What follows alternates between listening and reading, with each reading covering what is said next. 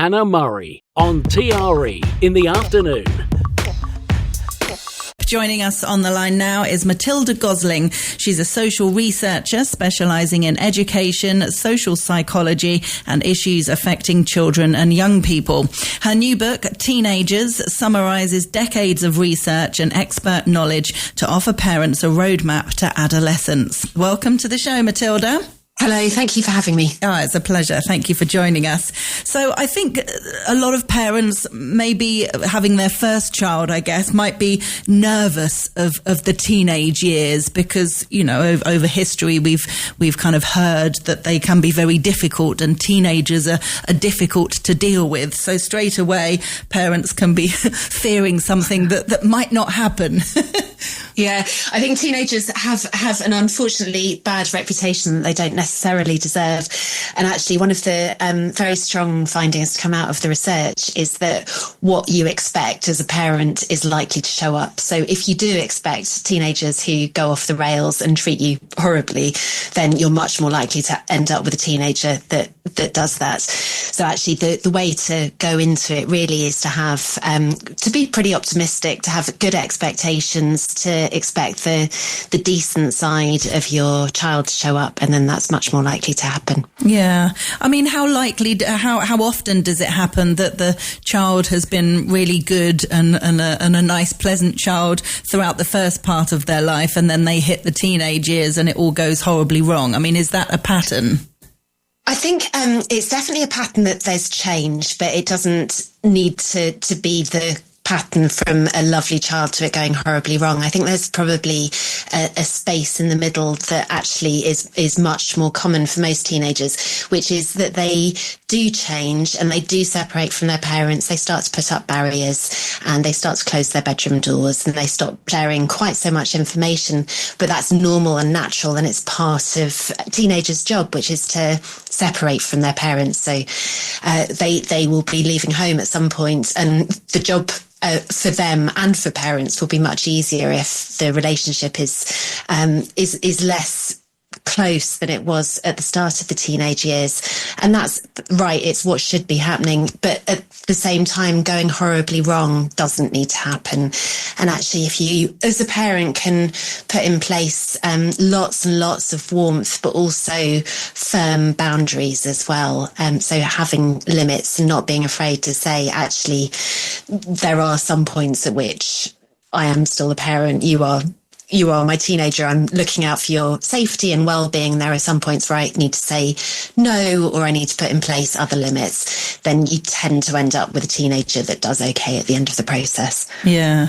The relationship involves a lot of toing and froing and trust and compromise, and you kind of hope and expect that both parties are going to be reasonable. You know, the parenting is going to always come from a good place, and that the parents are going to be reasonable and understanding of the child, and vice versa, that the child is going to be reasonable and understanding of where the parents come from. And I mean, that's obviously in the perfect world, but it doesn't always happen like that, does it?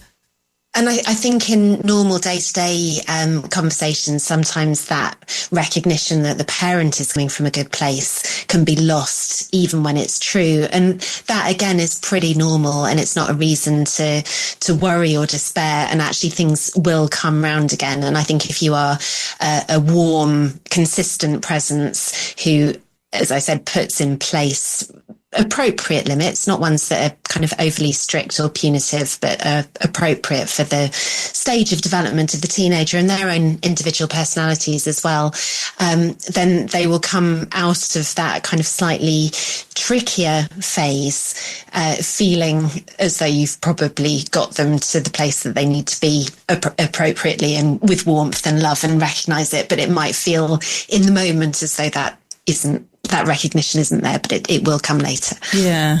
And some of the big topics that it's important to talk about with you that you've discovered through all this research, one of the things that I thought was really fascinating is that we need to stop talking or talk less to teenagers about mental health.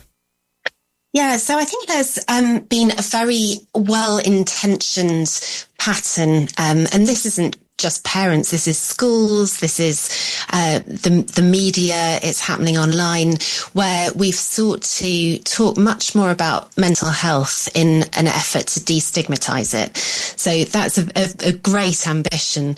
And the idea is that if you talk more about it, that teenagers will think about mental health in a more positive light. The problem that we've got is that there is some evidence to suggest we may have gone too far with these conversations. So what can happen if you talk about mental health to a kind of large degree? So you're talking about symptoms of poor mental health, for example, about how to recognize anxiety or how to recognize depression. And this is something that can catch the imagination of some teenagers, not all of them, but some of them. And then they start to recognize some of the symptoms in themselves.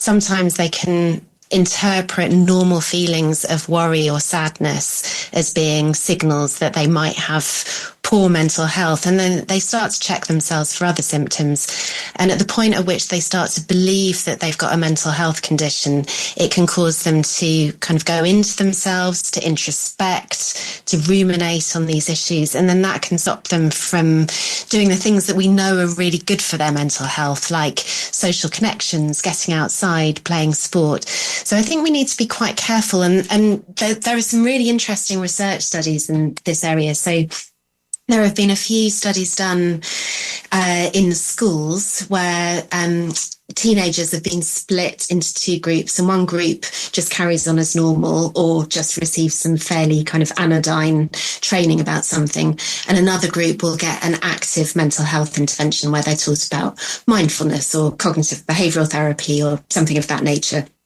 And in some of the studies, they've got to the end of it and found that those that were trained in mental health have seen worse their mental health decline over the course of the intervention, whereas those in the do nothing group came out at the end of it absolutely fine. So I think we need to be really careful about these conversations and treat mental health lightly, and help teenagers recognize that actually it's part of the human condition, that sometimes we feel stressed about exams or we feel sad about the end of a relationship, and that if they can recognize that these are kind of normal feelings and they're feelings that will pass, then it helps them to move through them.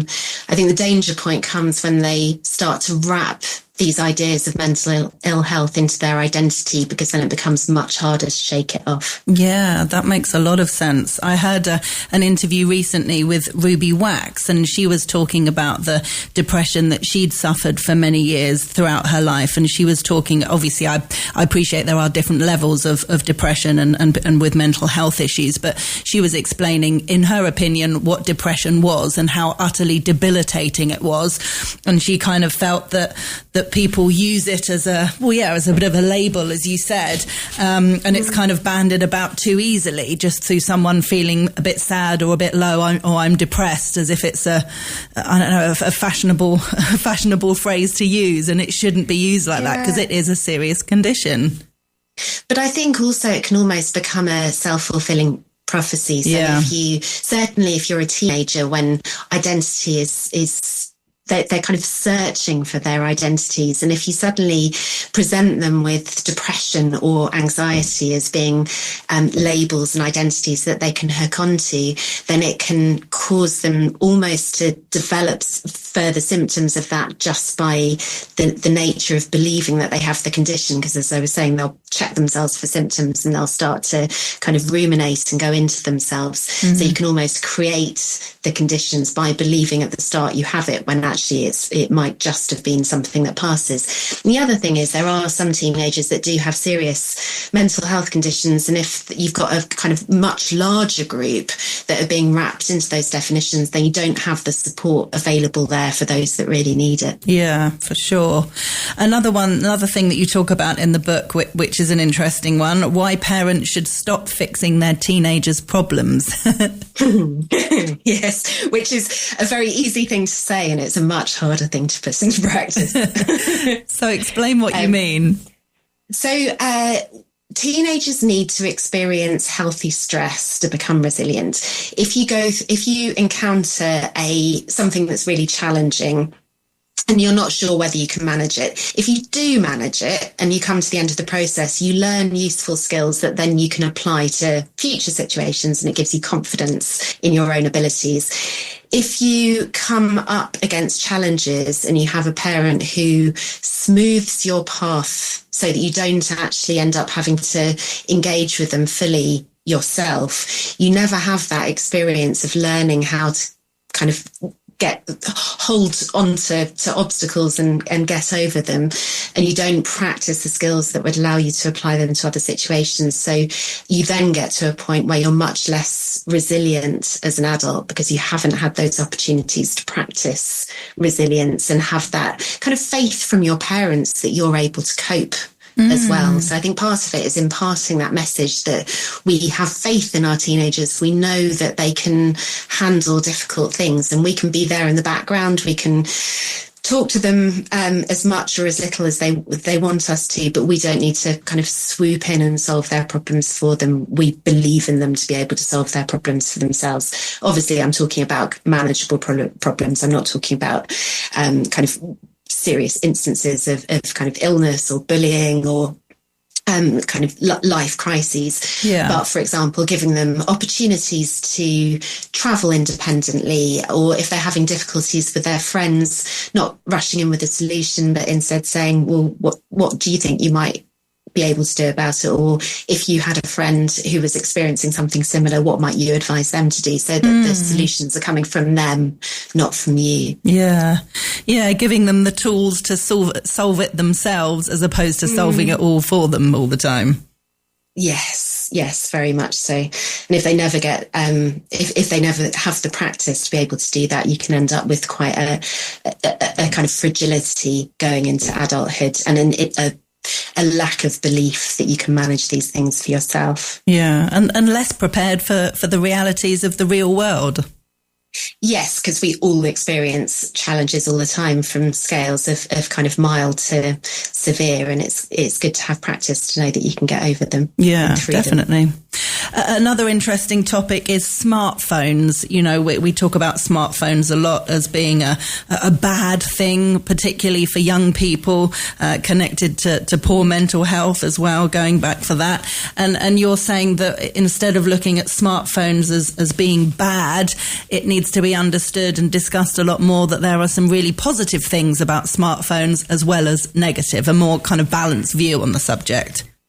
Yeah, and I think to some extent this depends on the teenager as well. So some teenagers are able to use smartphones lightly, to pick them up, put them down. They can use them to supplement their lives outside in the real world in a way that's really healthy. So they can use them to support real life friendships. They can arrange meetups. They can support each other online. They can build new skills. They can learn videography. They can learn design. They can learn coding. There are all sorts of ways in which screens can be used to kind of develop hobbies and relationships and find your niche, if it's something that you, particularly for those that struggle to do that in the real world. I think there are some teenagers for whom it's very, very difficult to put screens down. And for those, I think we need to be a lot more careful, and we need to help them and provide them with the tools to be able to use screens lightly and carefully. And I think some of the data is really complicated on this, but I think that there isn't the data that backs up this idea that there is a clear, direct causal link between smartphone and specifically social media use and poor mental health. There are individual studies where there is clearly a link, but when you actually start pooling all the data together, it doesn't come up with this very strong relationship. It looks as though there probably is one, but it's not massive. So I think we probably need to have slightly more nuanced conversations about smartphones and social media. Yeah. Another subject which is important, very important to discuss with teenagers. A bit of a heads up if there's any parents with young children listening in the car, you might not want to listen to this bit. But the huge importance of talking to teenagers about porn.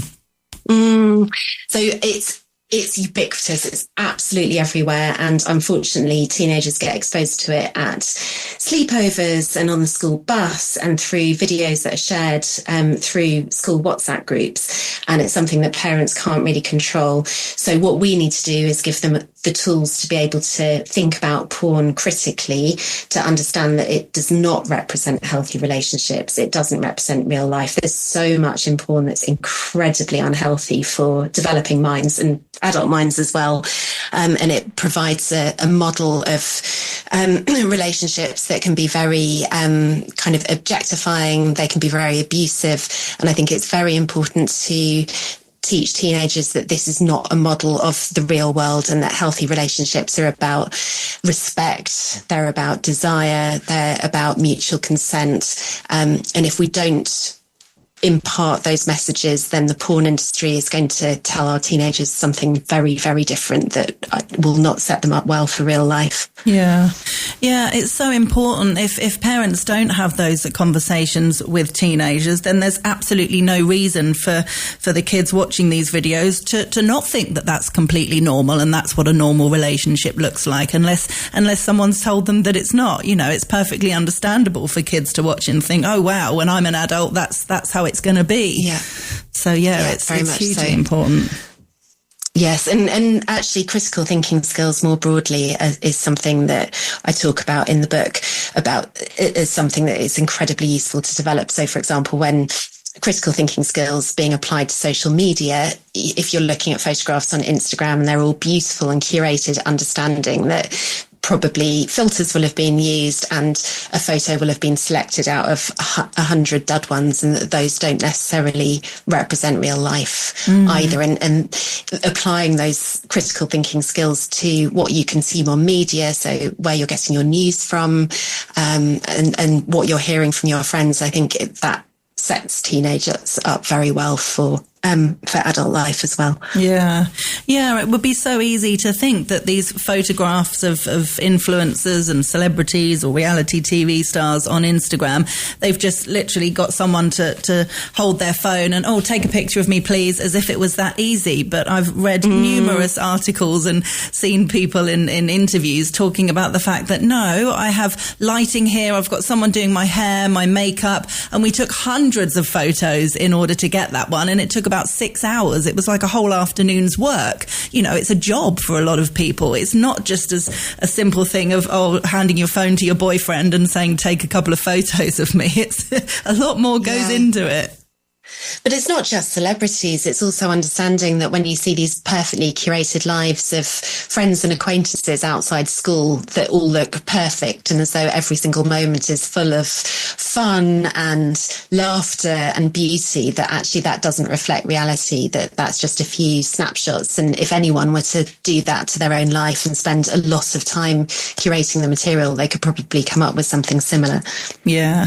If you were all to choose a photograph of your Christmas together with your family and friends or whatever, the reality is people are going to pick a photo where everybody looks happy and everyone's smiling and got a drink in their hand and having a great time or playing a board game together. You're not going to share a photo where the kids are throwing food at each other, you and your husband have fallen out, and that's just not what happens. Someone's throwing the board game up in the air in a fit of temper because they've just lost. Exactly. Someone's gone to bed in a huff. I mean, you don't take photos of these moments. No. But perhaps we should. Yeah. Well, I love the Instagram accounts actually where people show the real side of things. You know, when if it's a girl in underwear or bikini or whatever, they show that this is a photograph of them, and if they put the bikini in a certain kind of way, it looks like they're really slim and they've got a tiny waist, but if they move the bikini bottoms down a bit, they've actually got quite a lot of, like a muffin top hanging over the top or something, looking more normal and realistic. And it's so much of it is about the angle and the way you have your clothes, and you can look quite large or quite small depending on all those different things. Yeah, and it's about also drawing teenagers' attention away from that kind of content as well. So there have been studies that have shown that even anti-anorexia content is linked to disordered eating. So even when you're trying to move teenagers away from it, even just that awareness and thinking about it can cause them to think differently about their bodies and about food. So that would be one element of social media in the online world where parents, I think, could be very, very cautious and careful and probably keep checks on the content that their teenagers are consuming. Yeah.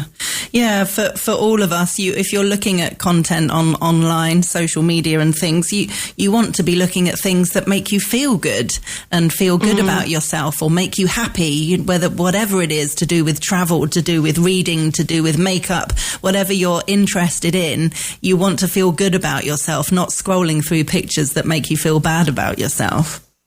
Yeah, and the algorithms can be handy when you've signalled an interest in something that's healthy, but they can be quite destructive when you've signalled an interest in, for example, content about appearance or about depression or other negative aspects. Yeah, it's quite scary. I watched a documentary on that, how easy and quick it was when setting up a new TikTok account. If you just looked at something to do with depression, how quickly it escalated into quite serious topics that youngsters shouldn't be looking at. Well, I don't even think they should be online at all, but, it's quite frightening, isn't it? Yes. So it must have been really interesting putting this book together. How long had you been working on it? So I started working on it along with my first book, which was back in 2020. That was Evidence-Based Parenting, which is aimed at parents of younger children, aged 2 to 10. And I was looking at some of the topics related to teenagers alongside my work then. But then properly, I was working on it over about a year, kind of between last January, which is when I submitted my draft, and the year before that. And then obviously there's been kind of updates of the research since as well.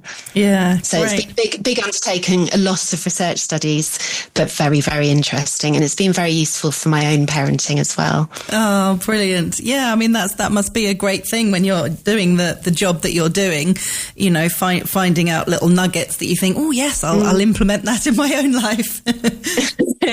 Yeah. My teenagers, they roll their eyes now when I start talking about research. Oh, I bet. Here she goes again. Brilliant. Well, somebody get her off the subject. Yeah. Well, if people want to get a copy of Teenagers, it's out now. It's available on our website, tre.radio, in the bookshop section. And it's by Matilda Gosling, who we've been chatting with. Matilda, thanks so much for joining us. Thank you, Hannah.